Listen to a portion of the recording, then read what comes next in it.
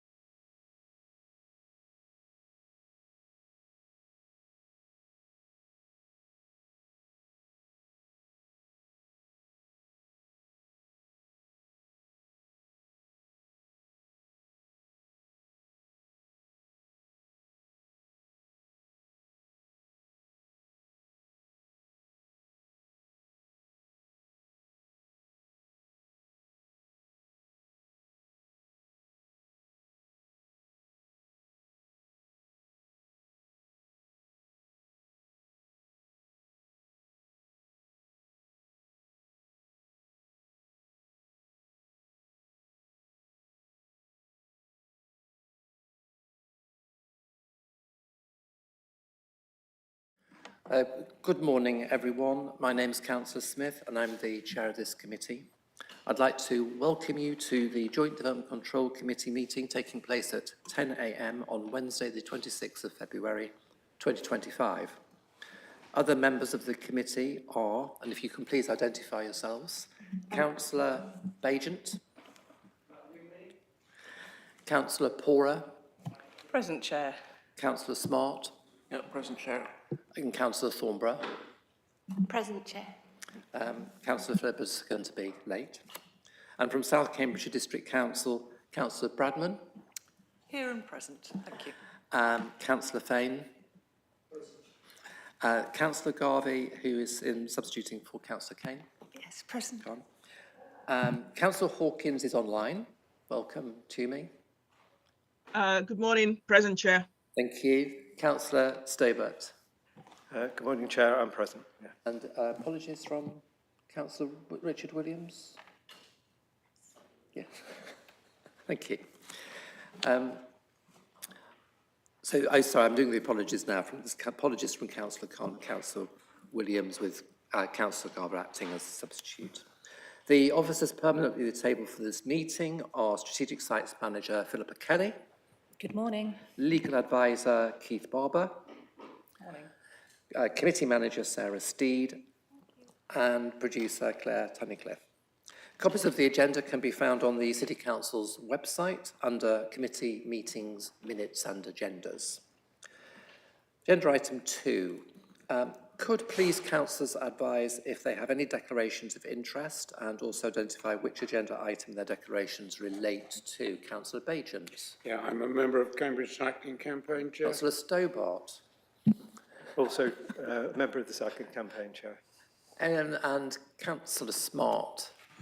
So I think I'll just make everything quite clear. So I was on the bank staff as a hospital porter during COVID. I'm still on the bank staff list, I think, but I haven't worked there for some time. I must get that sorted. So effectively, I do not consider myself to be fettered, but then we're not making a decision anyway, are we? So not a problem. And that relates to agenda item 4. So agenda item 3, these are the minutes of the meeting of the 22nd of January 2025. They've been submitted to this meeting for approval. Can those minutes be signed as a correct record? Councillor Bradman. Yes. In my view. I'm not seeing any dissent. So those minutes are approved.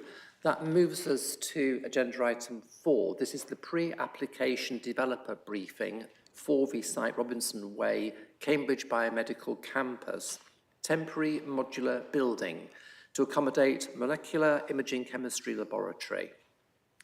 Please can the developers introduce themselves and their colleagues assisting with the presentation. You have 20 minutes to present your proposals. Once the presentation is finished, councillors have up to 25 minutes to ask questions, extendable at the chair's discretion. So, Emily Chatwin at the University of Cambridge. Yep. Hi, everyone. Good morning. Emily Chatwin, project leader from the University Estates team. And Rebecca Sant. Hello, Rebecca Sant for University of Cambridge, planning manager. And Nick Green. Good morning, everybody. Nick Green, Director at Saunders Boston Architects. Yeah. And we also have online Mervyn Cardoso of Arcadis. Hello. And hi all, Mervyn. Hello. And Lucy Wimpster. Hi, good morning, everyone. I'm from the Landscape Partnership, working with Nick on the building. Thank you very much. So if you'd like to proceed with your presentation, please. Thank you, Chair. Good morning, members. So this is a presentation for the temporary modular building to accommodate MICL at the 4V site at the Cambridge Biomedical Campus.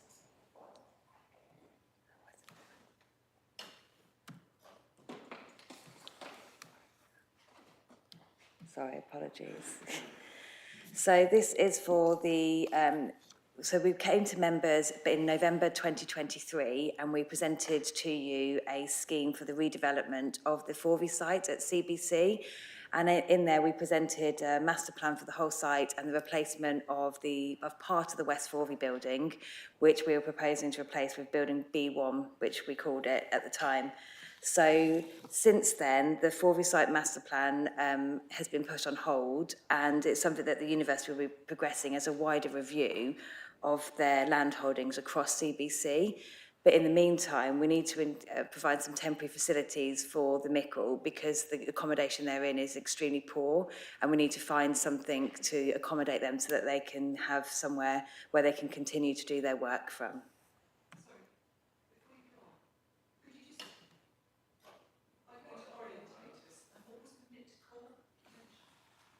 So the West Forvey building is this building here. So this was the building which originally we were looking at demolishing. So this is where the Mickle is located at present within this building. And we were looking at demolishing this building. Can you just do things through the chair, please? Thank you. Can you just signal you want to speak, Anne, and then I will let you, okay? So the Mickle is a molecular imaging chemistry laboratory. So Mickle are located in this building at present, which is the West Forvey building. And we presented to members before the demolition of this building. We were going to move Mickle over into this section of the building, demolish this building and build a new purpose-built building in this location. And that's what was presented to you back in November.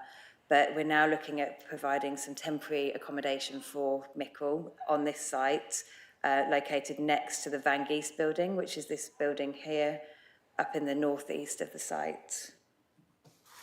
So in terms of planning policy, we are fully aware that we need to accord with the policies in the Cambridge Local Plan. There's also the supplementary planning document, which is recently out for consultation, and there's the principles in their guiding development at CBC, which we have taken account of, as well as the National Planning Policy Framework. So in terms of the development principles from that SPD, I've just touched on here in terms of how the scheme addresses these, but these will be covered in more detail during Nick's presentation, which looks at the actual building. But we've gone through each of those 6 principles. This is a temporary building, so it's not a permanent building, and it's looking to be in situ for 5 to 10 years. But we have tried to address each of those principles as much as possible, and we will obviously do that as part of our planning submission and set all of that out. Right, I'm going to pass over to Nick. Hi everyone. So I'll talk you through the proposals we've got for the Mickle temporary building. So as Becky said, so Mickle is Molecular Imaging Chemistry Laboratory. So they're a department of the university attached to the clinical school. They do some very specialist work in terms of developing new tracers, which are then used alongside PET scanners, and they kind of form part of a wider ecosystem with the university and the hospital. So they work very closely with the Wolfson Brain Imaging Centre, which is close to the Forvey site, and also there's a production facility for tracers in the hospital, which they also work with closely. They also work widely across the university, so the Department of Chemistry, and they work nationally and internationally. It's a very specific, bespoke kind of work they do, which not many people do. So they're a very important, although quite small, a very important department, part of the university. So as Becky was saying, so this is the Forvey site, which is under the university ownership. The wider hospital is over here. Parts of Wibbick are in, Wibbick is Wolfson Brain Imaging Centre is over this way, and then the main entrance of the hospital is just off the drawing to the north. The Forvey site includes a number of buildings on it. So there's the West Forvey building, which is the one that we were going to be demolishing for the B1 building. There's the Herschel Smith building, which is a kind of small, low scale thing. And then there's the East Forvey building, which again is kind of smaller, which is kind of offices, and it includes a number of different university and external users. And then the final building on the site is the Van Geest Centre for Brain Repair. So that's a relatively small laboratory and office building, part of the clinical school again, and they do a lot of work around kind of brain neuroscience type work. So there's a synergy between Mickle and the Van Geest building users. If I just zoom in a little bit more, we have done quite an extensive survey across the whole of the West Forvey site, looking at multiple locations for these buildings.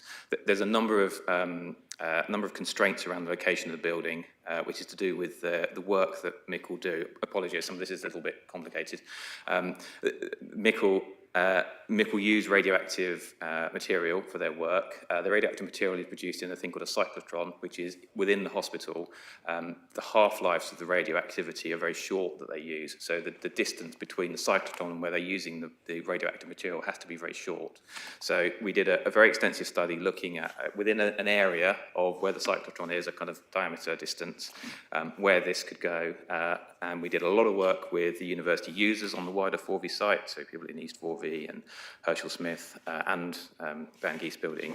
And we've developed this idea that actually there's this synergy between Mickle and the Van Gies, and there's a reason why they should be together, not only operationally, but also kind of functioning on the site. So just a quick look at what it looks like. So this is the Van Gies building. It's a building from the kind of late 90s, early 2000s, relatively small offices and sorry, I keep clicking, offices and labs. And then this is the car park, which is adjacent to it. So all the area between the buildings is kind of car parking, is relatively hedges and trees and kind of unstructured parking, essentially kind of gravelly type parking.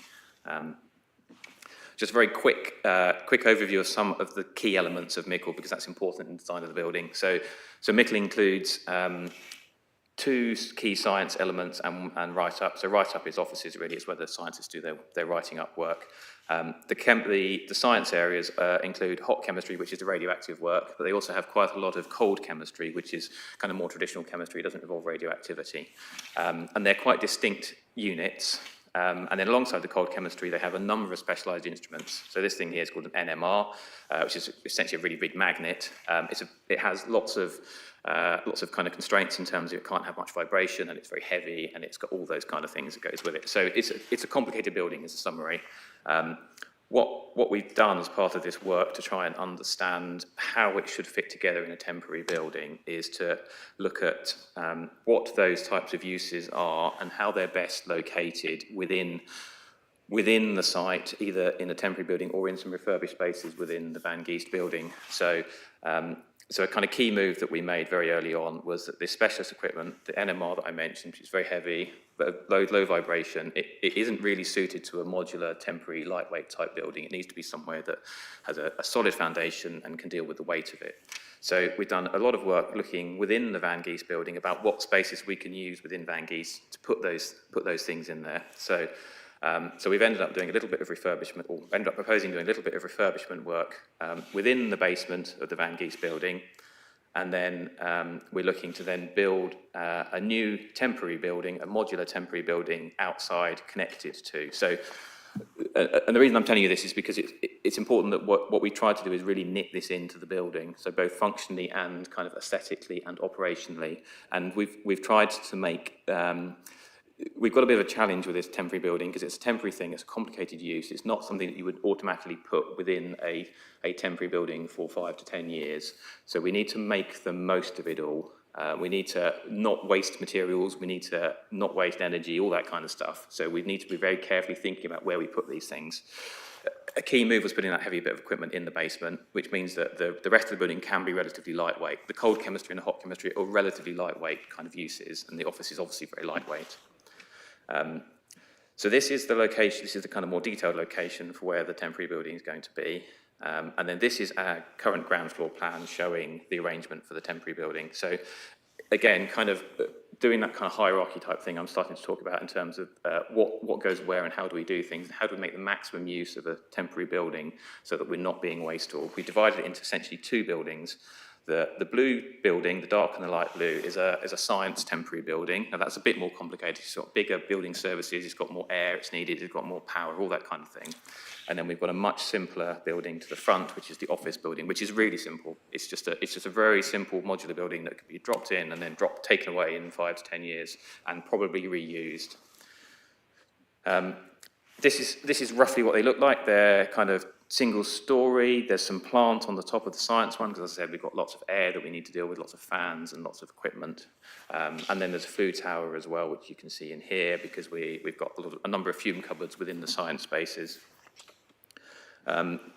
These drawings are just trying to illustrate some of our thinking, the developing thinking we've got around how we have that strand of making the most of everything going through the project. So the idea is that this, and we've done a lot of work with modular manufacturers, the idea is that this is a standard module. It's a standard module that a number of manufacturers can make, and it comes to site, ready to be fitted out internally, and it can be reused in the future once this use is stop finished. So these modules have a lot longer lifetime than 5 to 10 years. They could be 20, well, we've all seen modular buildings around. They last for a very long time. So what we're trying to think very carefully is what we can do with this proposal so that this building can be used in its temporary format for Mickle, but then it could be used elsewhere, and all the things that go alongside it that mean that we can avoid lots of wastage and lots of complication, which is what this project also needs. So the idea is it's a very simple box to start with, and then what we're proposing then is rather than, so we know it has to also have aesthetics, it has to sit within it, it can't just be a porta cabin within a car park, it has to sit correctly. So in order to do that, what we're proposing is essentially, rather than applying cladding to the building, which will cause problems because that makes it more difficult to reuse, it makes holes in it, it potentially compromises the air tightness. What we're proposing is putting almost like a screen, like a fence. Essentially, it's a very fancy fence around the building, which gives us a lot more control as well about what we do. We often see these modular buildings, and they're very repetitive, and they've got lots of different coloured cladding panels. What we're trying to avoid is something that's a little bit more subtle, a little bit more thought through, and it actually responds to its site as well. So we've got this idea that we can then kind of cover it in this kind of timber screen. And again, we're even thinking about this timber screen could be made out of standard sizes that could be reused elsewhere again. So it could be like standard fence type stuff that could be used by the university somewhere else. So this is a kind of view from the corner. This is a view from the car park with the Van Gies building to the side. The other thing that we've been thinking about is what can we do that kind of gives back a little bit to the Van Gies building. So the Van Gies building is of its time. It's okay. It's relatively good. I think the entrances area to it is a little bit dated, and there's some particular requirements around the Van Gies building in terms of access for patients with kind of neurological diseases and kind of complaints, so that there's a whole series of kind of access requirements around it, which the Van Gies building access kind of does, but could be better at. So what we're trying to do is, by creating these kind of buildings adjacent to each other, we're trying to kind of provide some improvement to that entrance. Again, it's quite subtle, it's quite low key, because this is not a big building project and it's a temporary thing. But what we're hoping is that some of this entrance improvement can kind of be left with the building, and then the Van Gies have some benefit when everything goes away. So what we're thinking about are kind of sorting out the ramps so they're a little bit better, the gradients are a little bit strange, the steps are a little bit strange at the moment, so sorting out those kind of things. There's a detailed landscaping scheme that Lucy's putting together, so we're thinking quite a lot about kind of scented plants and kind of textures and that kind of stuff, again, kind of tying in with a kind of neurodiverse type, the kind of neurological type approach. And then giving something back to both buildings and creating this kind of parity of entrance as well. So the idea is that the Mickle entrance would be kind of here, and then the Van Gies building as existing would be there. What we want to kind of create this kind of equal entrance arrangement for both buildings. So that's a very quick run through the proposals. Sorry, there's quite a lot there, and there's quite a lot of context and background, but we're very happy to do questions. Thanks, Nick. And then just in terms of the university, we have been updating people that site users, so the site users are fully aware, and we've taken them along the journey with us in terms of looking at locations of where the building can go. We have also sent out letters to neighbouring residents and asked them to complete a survey and to come back with any comments and feedback to us so that we can look at those and take those on board. And we are looking at submitting the application in April of this year for a temporary building for the 5 to 10 year timescale that we're looking at. Thank you, and happy to answer any questions. It's Smart, Thornborough, Bradman, Stobart. Okay, thank you. Right, well, thank you. So on the one hand, Chair, what's not to like? On the other hand, where to start? So I think my question is, why is it a temporary building?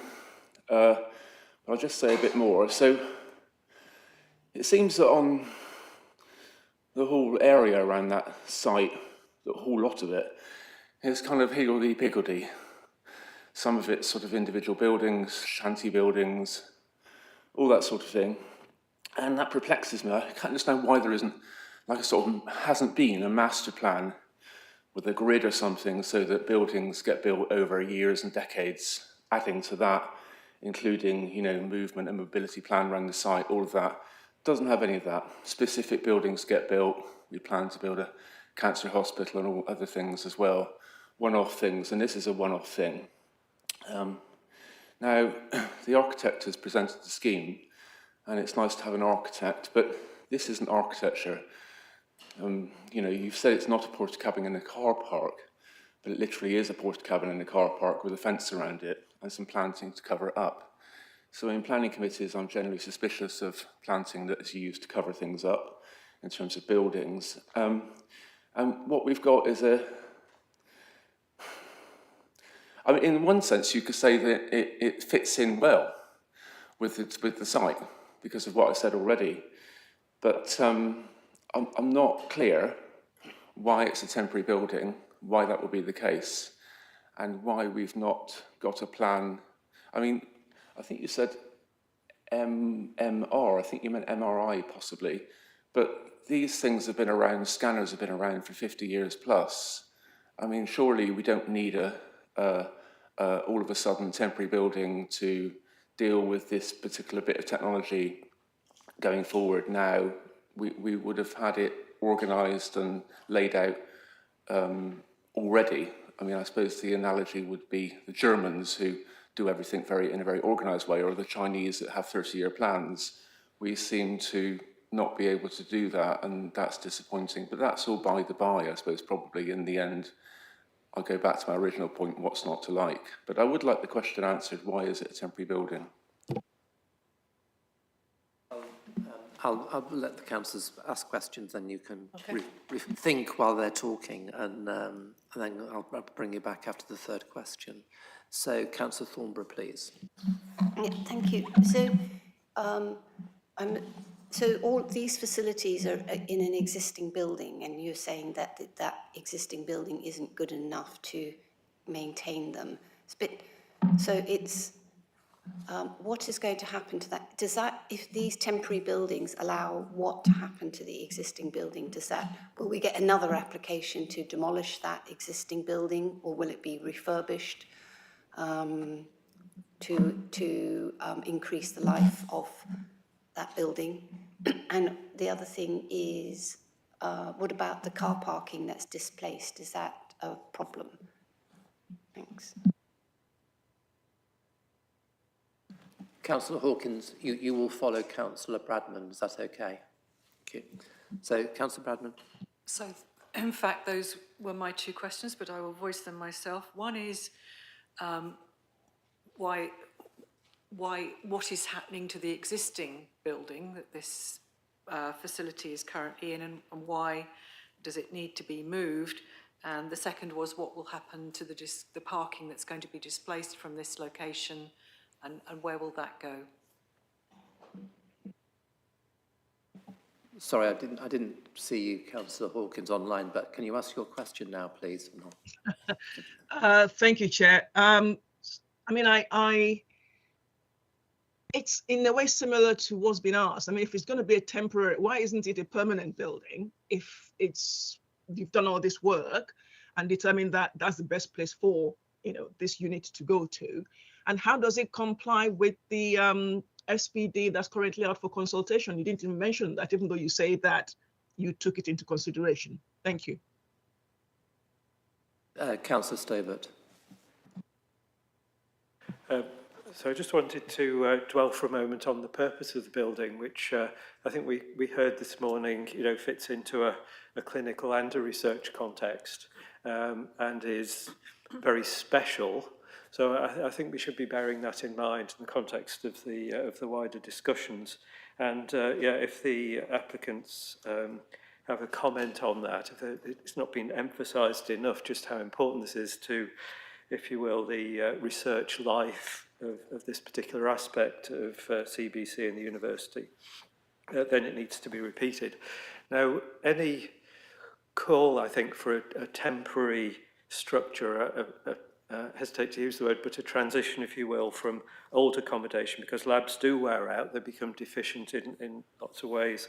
What can be learned through through going to temporary, in terms of, well, all sorts of things, the lab design, the environmental management, all of the things that we would count as important in a sustainability context, what can be learned that might then be further applied later as the lab continues to develop, because lab usage is a continual learning process, it's not kind of done. And of course, I think things like the isotopes that are being handled will change and the protection requirements will change. So what can be learned through this process? And finally, it might seem unimportant, but I was just checking the ground plan of the accommodation wing, if you will. Didn't seem to be anywhere to hang out for coffee or to have lunch. And I'm just wondering what even though it's a smallish group, they still deserve a space to socialise and eat their lunch in peace. So what's the provision for that? Okay, thank you. Could I ask the applicants to go through the 6 principles that you said that you complied with, but you didn't actually articulate in your presentation? So can we just go through those, please? And Councillor Stobert's raised this question about open space and landscape, so perhaps you could answer that in there. Thank you. Thanks, Chair. So this is a temporary building. So we've gone through and looked at the principles. Now, some of those principles relate more to much bigger developments and to permanent structures. So we've had to look at them to see how we could accord with them. So in terms of, we are placing the building on existing landscaping, on existing hard landscaping, to ensure the retention of all of the trees, because the site is protected by a TPO. So we've worked really closely with the council's tree officers to ensure that what we're doing is not going to impact on those trees that surround the site. And we've looked very carefully in terms of where the building's located, foundations for the building, to ensure that it's not going to have an impact on those trees. We have also looked at incorporating landscape elements into the design. And I don't know whether, if Lucy is on the call still, whether Lucy wants to talk a little bit about the landscaping. Chair, if you would want to do that now. Hi everyone. So the landscape, obviously it's, as been said, we're looking to retain as much as all the existing trees and help although they're temporary buildings, they will be there for maybe 5 to 10 years. So the landscaping is, we're putting in planting and improving all the access and just really trying to link the 2 buildings so it looks much more kind of cohesive, because it is a bit of a hodgepodge of a site, as has been stated. So the planting will be there to create a more kind of cohesive and welcoming space.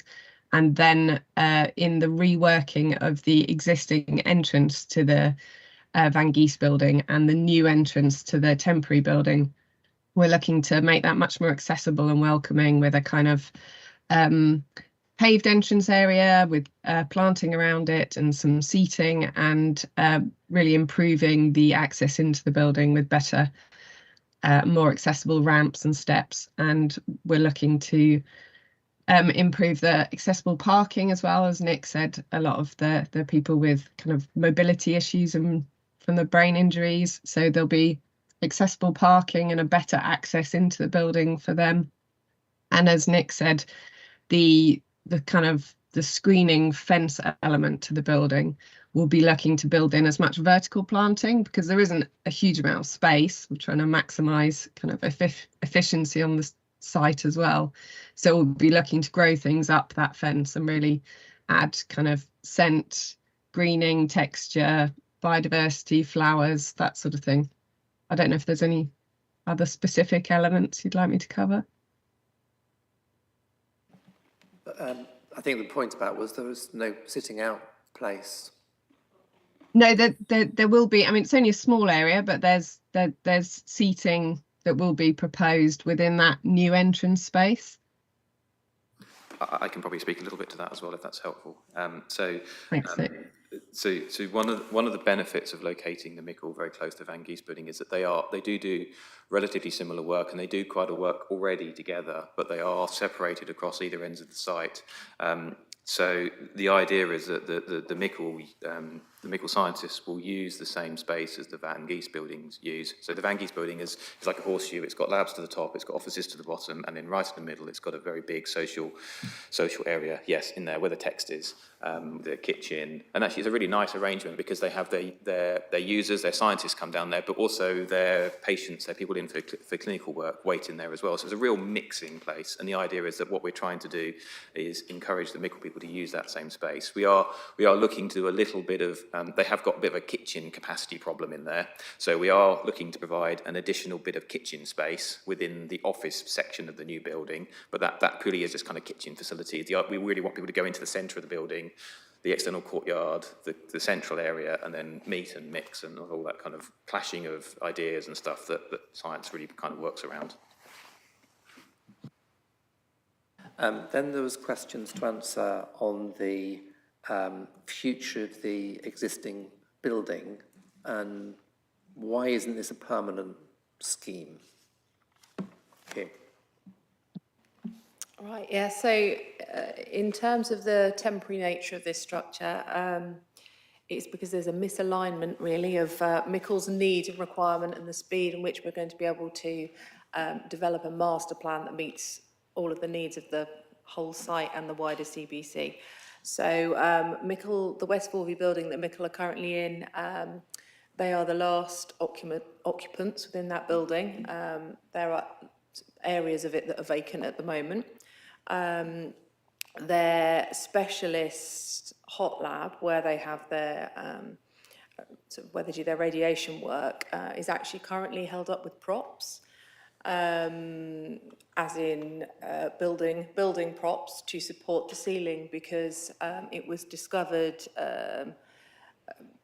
maybe a year ago now that they have rack in the ceiling, the concrete planks that support the plant deck above their office, their lab space. So unfortunately it is above their most complicated lab space. If it was another area, there may be other things we could do to look to move them, etc. So there is a real need to move them out of that building so they can continue doing their science.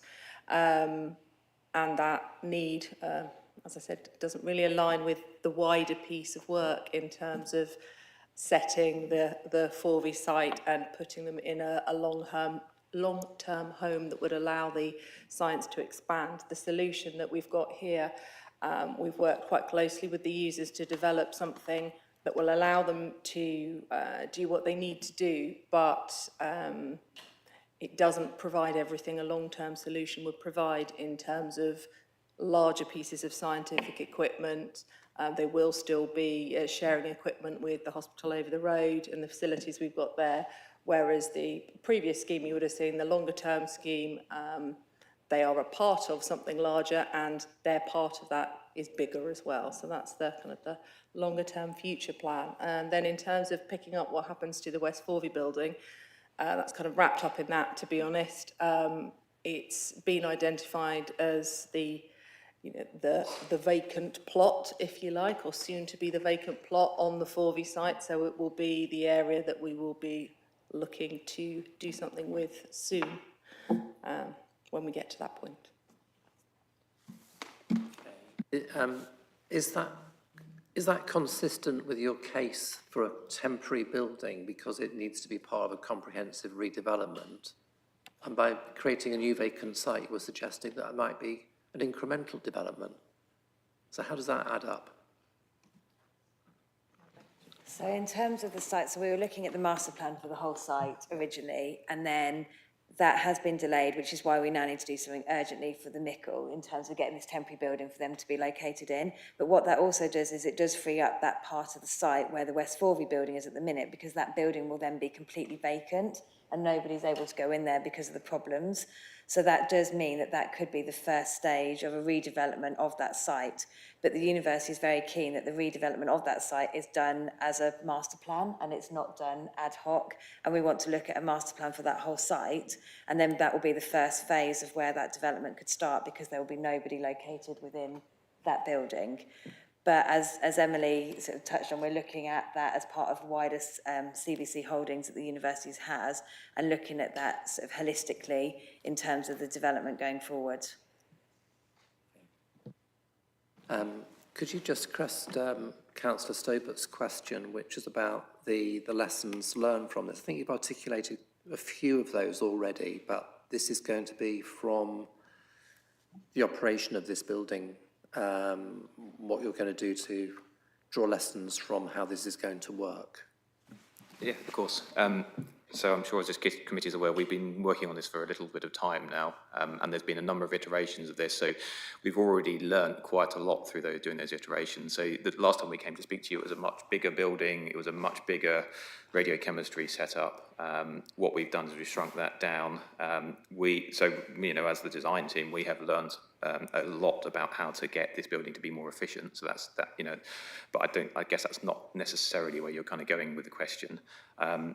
In terms of kind of how the Mickle operate, this latest round where we've ended up now, we've actually really interrogated the Mickle brief, and particularly the kind of office areas, particularly along lines of the university's wider aspirations in terms of how they want to be efficient with their space and multiple use and flexible spaces, which is a kind of another strand of the kind of temporary building kind of flexible sustainability approach we've done.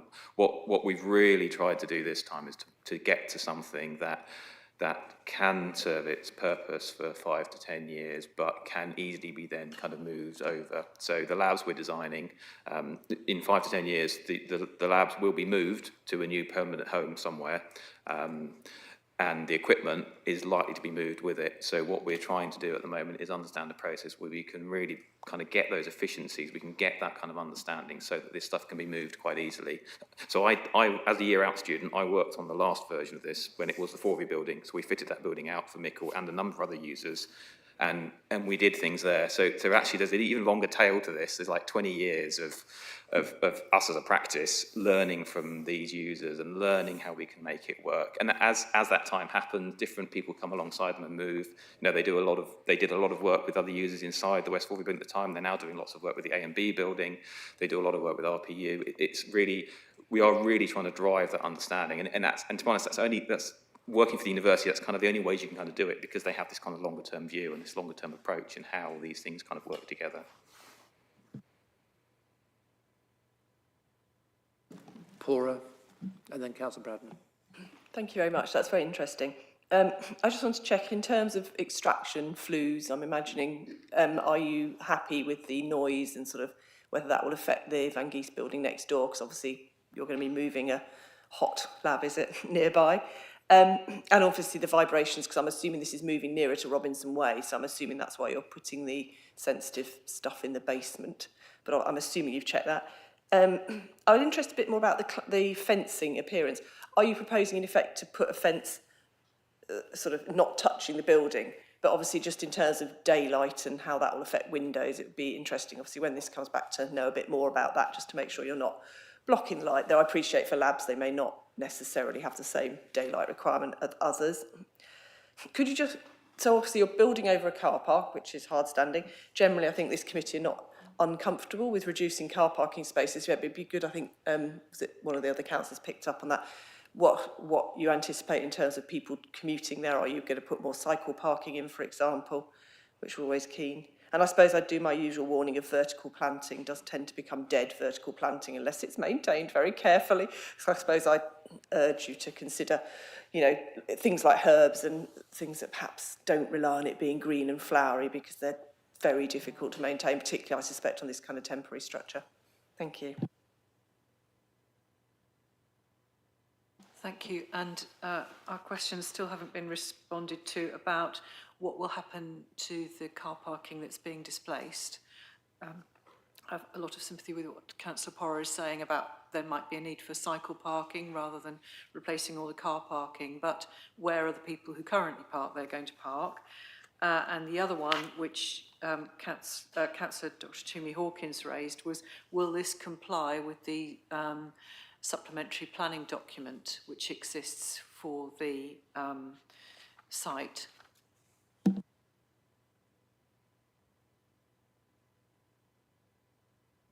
Can you just respond to parking?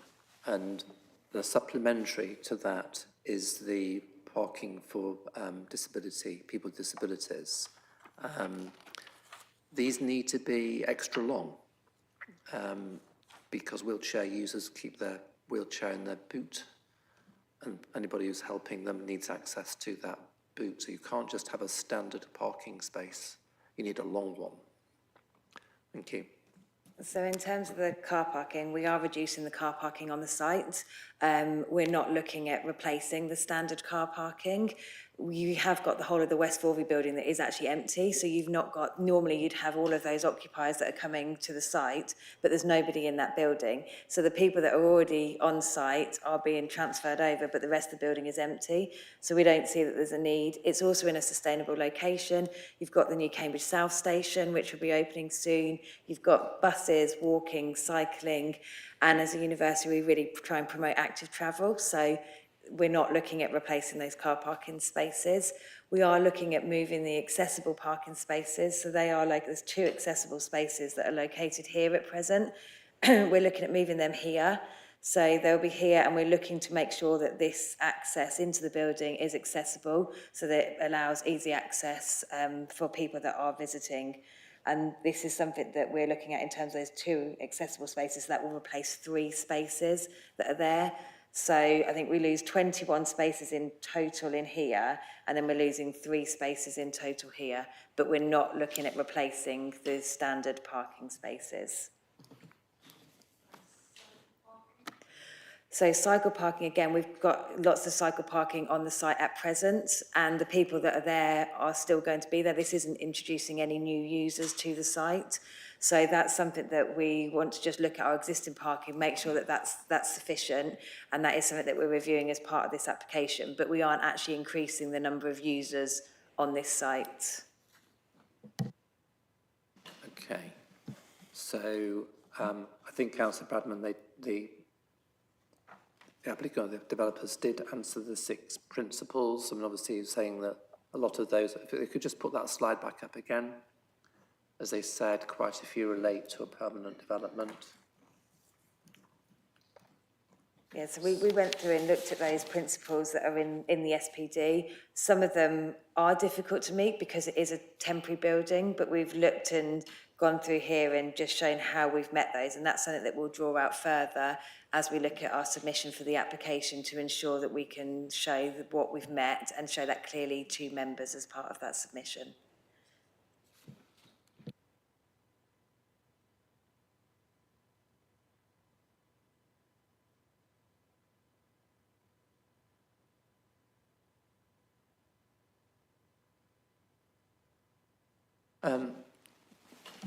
Your question, Councillor Smart, hasn't been addressed around just the general principle of having temporary buildings all over the site. And I know it's an issue that you continue to raise, and more applications come in for temporary buildings.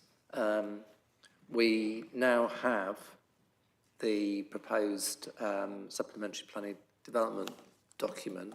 I was just asking Philippa Kelly whether we would have a briefing on that at some point, but it's currently in consultation. End of consultation. It's ended. Yeah. So it's ended. So we'll see the comments and the responses to that consultation in due course. Did you want to comment further? Yeah, thanks, Chair. So, yeah, I was just saying that just to set the context, really, I suppose. Appreciate this is one application. So I appreciate what you've done, and you're doing your best, and it's easy for me and difficult for you. You know, I can easily be critical of things. you're clearly in a pickle. It could be worse. You know, you're doing the best job you can, and I'd encourage you to do that in, you know, in terms of the planting. You know, not a sort of standard fence from B&Q, but something that looks nice. You know, something that looks interesting. We should be bringing joy to people's lives, both in their workplace and when they go for treatment and so on. I won't refer to the generalities again, I've done that already. So in terms of the temporary building, it does seem like a catalogue of error. Not your error, the people here presenting today, but other people's errors. And, you know, RAC, I'm not quite clear, by the way, if the RAC building is the one in the plan here today or another building. It is the one in the plan today. Okay, so RAC was discovered round about 1994, over 30 years ago, and we've got a temporary building on the table today. I presume, to cut to the chase, why that's happening is because RAC buildings have started falling down, and that's obviously a bit more of an issue than a problem. But what I'm not clear on, to ask a more useful question, is you say it's going to be a temporary building for 5 to 10 years. So that's the tolerance there is quite large. So I'm presuming it's going to be there for quite a while maybe, but you've not said when the new building is going to be built. You've not said when the new master plan you mentioned is going to be done. So can you say with any degree of accuracy when this temporary building is going to end being a building and the new building will be completed on site?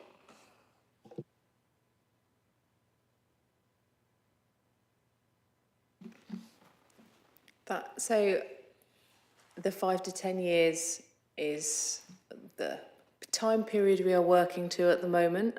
Obviously, the 10 years is going to be a hard stop. From a scientific point of view, the equipment that they've got in the facility, it has been specified around a 5-year period in terms of the type of science it allows them to do. So the reason for looking beyond the 5-year period is to allow us a bit of time to transition them into a new building, rather than to be in a situation where their time in that building is much longer than it needs to be. It is a temporary, from a scientific perspective, it is a temporary solution that is better than their current solution. It isn't a permanent home for them, if that answers your question. But 5 to 10 years is the period we're looking at the moment. Councillor Thornborough.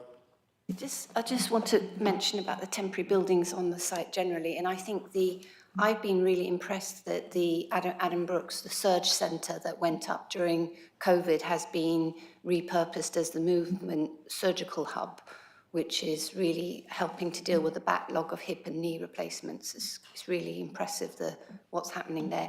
And I personally think the use of temporary buildings is a good idea, but if you're looking at a master plan, I think the use of the temporary buildings and how they can be repurposed as the whole site comes through would be part of a sustainable strategy for the master plan. So I think eventually if that could be incorporated, so rather than just bringing these in and sending them off in 5 or 10 years, if they're much more sustainable to be part of the accommodation needs as the site builds out, I think. Thanks. Excellent point. Councillor Thornborough, Councillor Bradman. Thank you, Chair. My observation was related, at the very beginning of your presentation, you referred to the West 4V building, and obviously you've got problems with RAC there. So don't worry, I'm not taking this as a commitment, but are we to understand that once you've got somewhere for your essential NMR and that sort of thing to be moved to, that you'll have somewhere to move all the essential equipment from that building into, and then you will start the planning application to deal with the existing building, which is problematic, the demolition and rebuild there. Is that the plan?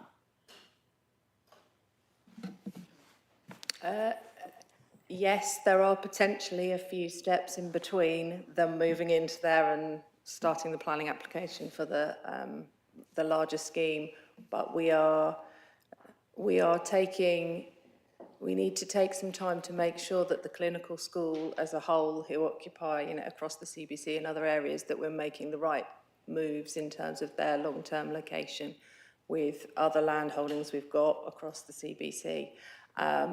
So the discussion we have had previously has been about the Forvey site and a master plan for that. We need to take a step back and look slightly wider as an organisation, and where that Forvey piece fits into that puzzle, if you like. Councillor Pora. Thank you. Oh, sorry, Kate. Yeah. Just thinking, obviously you are in effect shifting people across from the old building to the temporary building. It would be useful, I think, to maybe just consider some improvements to the markings in the car park, for example, putting a zebra in so people can get from the disabled thing.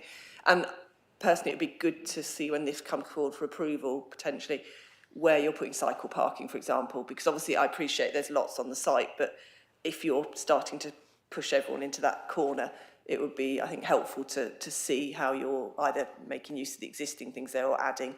And I'd always add things like cargo bikes because, if people want to drop off families on the way. So I just wanted to mention that. Yeah, I think is Jimmy on the back? Jimmy, sorry, Councillor Hawkins. Thank you, Chair. I know it's the risk not being in the room. My questions still haven't been answered. I mean, this proposal before us, which aspects of the SPD have you considered and used and, to come up with this? And I still don't see, I mean, it goes back to the master plan. If you're creating a temporary building for 5 to 10 years, and yet you've done all this work to say that this is where this team should be next to, the existing building. And yet you're going to move that again in 10 years' time, just doesn't make sense. It really doesn't. To settle this one, can you just go through each of the 6? Be absolutely clear what you've done, what you can do, what you can't do, and then... No, sorry, it's just, are they saying all those 6 points are in line with the principles of the SPD? If that's what they're saying, then fine. If not, I don't see it. Let's have another go, because as the directors explained, some of these principles really do apply to permanent structure. But let's just try it. Quick summary against the 6 principles, please. Thank you. Okay, I'll do a sentence on each one. It will be very boiled down, but hopefully give you a good overview. So open spaces and landscape. So we're a very small site. We have very little opportunity to big scale landscape interventions, but we're trying to do some stuff around the entrance area to improve the entrance and improve the landscaping arrangement and what open space there is there.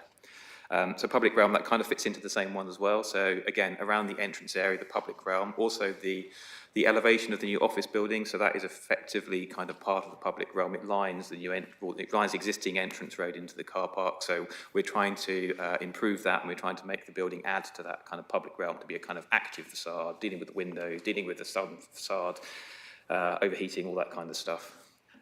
Built form, so the building is the size it is, it's the kind of volume it is, but what we've tried to do is arrange the kind of building so it respects the scale of the existing Van Geets building, which is in itself a relatively small scale, kind of intricately detailed, quite low-key type building. So we're trying to do the same kind of thing by the arrangement of the spaces. We've deliberately put the science space with the higher plant area at the back, so that there's a kind of hierarchy across the site of smaller where you've got that access, which is kind of more human scale, and then towards the back of the site where there's less access, it becomes a little bit bigger. Connectivity and movement. So again, we have the site we have, and there's not a huge amount we can do kind of bigger scale around that. But what we have tried to do, again, sorry, I'm using the entrance as a big example. The entrance is an example we tried to build on the entrance area. We've thought very carefully about the servicing of the building and how we can separate service deliveries, bins, all those kind of things away from the kind of main users, the people coming into the building. Sustainability is quite a big topic that we've tried to cover. We've tried to really lean into the idea that we can get the benefits from the modular building, all the benefits you get from building something in a factory and not on the site, the air tightness, the insulation levels, the quality, the workmanship, and then trying to do all the things around that to avoid kind of contradicting that. So the fence, the cladding screen is a really good example. We are very conscious if we start making loads of holes in the elevation, that will cause problems with the air tightness. Now, it may not, but it's always workmanship that causes problems with air tightness. If we can separate that out, we've just taken that problem away. So if it was a problem or not, it doesn't matter because it definitely isn't a problem now. We're also thinking in terms of wider stuff in terms of how we deal with surface water. So it's quite a hard landscaped area already, but and how we can mitigate the kind of runoff and all that kind of stuff from the building. And then the kind of wider service. This is a very highly serviced building. It's a very big user of energy, but all the things we can do to kind of limit the use of energy. So it's all going to be electric, obviously, but we're looking at potential for a little bit of renewables. There's, again, not a lot of space, but a little bit of potential for some renewable. And then phasing and delivery, that's a bit more of a kind of planning one than an architectural one. I'll let Becky do that. So phasing and delivery, this is that we have got an issue with their current accommodation. We need to find a solution. We need to look at a temporary building and to enable them to carry on with their research. So we are doing that, but also in the background, we are looking, as we've said earlier, at the whole Forvey site, as well as all of the university's land holdings at CBC, and looking at doing that wider master plan work, which will feed into having a permanent building for the Mickle, so that we can then find that permanent building. But at the minute, we need to provide somewhere for them to be so that they can carry on their work. And that's why we've looked at doing this temporary building, but also looking at the positioning of where that temporary building's going, so that you have then got that West Forvey building, which is now all empty, which enables us to come forward as a first phase of development once we've looked at that wider master plan. How many more questions can be asked on this, really? I mean, this is really exhausting it, isn't it? Flogging a dead horse. Really? Have you got any more really strong, pertinent questions to ask? Councillor Bradman? Thank you, Chair. Early on in your presentation, you referred to the master plan for the whole site being delayed, and I'm assuming that is the Cambridge Biomedical Campus master plan. But you also referred to the whole Forvey site and the university land holdings within the Cambridge Biomedical Campus that the university owns. And I'm just wondering, how closely are those two pieces of work being linked? So I was referring to the Forvey master plan and the university land holdings, and the university is looking at those in terms of, as Emily mentioned, in terms of the School of Biological Science, and looking at other schools there that are where it's best to accommodate them and what accommodation we need. So the university is looking at that sort of strategic, but from their own land holdings. Obviously, the university is involved with the wider CBC, and there are meetings ongoing there. But this is purely the university looking at our land holdings and where people are located and what we do in terms of development. Yes, my question was, how closely is that linked to the CBC master plan? Because obviously they must be considered in a coordinated way. And the university is involved with other landholders, and they have regular meetings. It's not something that I attend personally, so I can't go into detail about that, but they do have regular meetings with other landholders to make sure that that all ties together. Okay, we're getting way off topic, frankly. Councillor Stoper, is this on topic? Chair, it's on topic and it's a comment as opposed to a question. So we've used the word modular, temporary, permanent in different ways during the discussion this morning, and I wonder if there's some blurring. The point that Councillor Thornborough made about the repurposing of different buildings was based on a modular construction that could be reconfigured.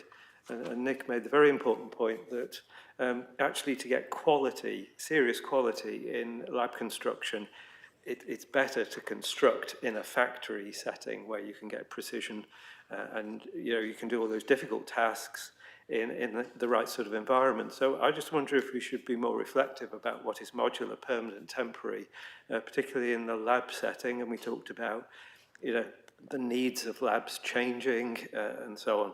So yeah, I just wonder, Chair, if we ought to have that discussion sometime. That's a very useful point, and I think the officers will take that away. So when people come and talk about temporary buildings, they can actually say that they want on-site modular construction. When we just heard from the developer about the air tightness point and reducing the energy needs of high energy activities and so on, it's a very useful point. Thank you. Councillor Pora. Very quick point, it's a flat roof building. We normally insist on a biodiverse roof. I'm guessing with clinical use there may be an issue, so it'd be good when it comes to committee that it's explained if it isn't there, why not, so we don't end up in committee having a long debate about it. And if it is there, obviously that's very welcome. Thank you. As I say, I think we've exhausted this now. We're getting into general, more philosophical points, given that this is actually just an application for a temporary building. So I haven't heard any evidence-based policy objections to this proposal. So I think where it's quite, I'm qualified to say we look forward to your application coming forward in April.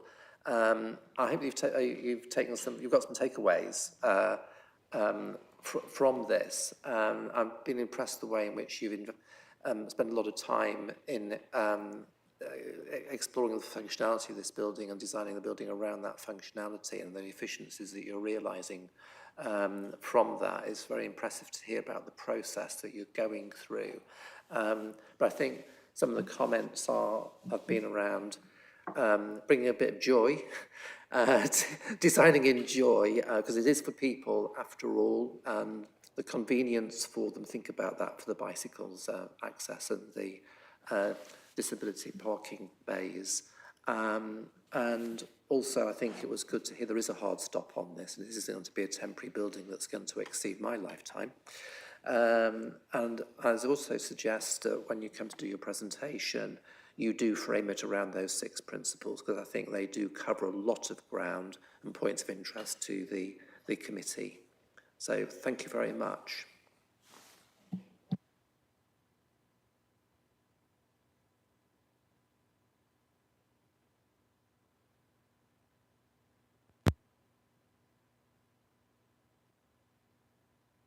I'm just going to ask, can you just remain for a few minutes?